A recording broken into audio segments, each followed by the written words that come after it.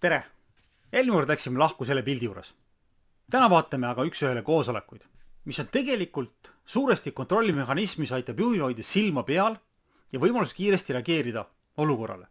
Seetõttu on need kohtumised soovituslik teha kas iga nädal või iga 2 nädala tagant. Lisaks tööülesannetele saab juht kohtumistel informatsiooni, kas töötajal on tekkinud mured või probleemid. Nende kohtumiste tulemused võivad olla aluseks mingitele suurtele muutustele või suurema probleemi ärahoidmisele.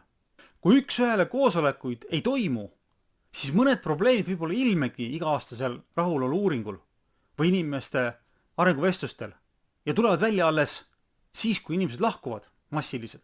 Seega on üks-ühele koosolekud teatud mõttes kontrollimehhanism rahulolu uuringu ja arenguvestluste tulemuste rakendamisele või seal mitte ilmunud probleemide leidmisel. Seega kasutage üks-ühele koosolekuid ja edu teile!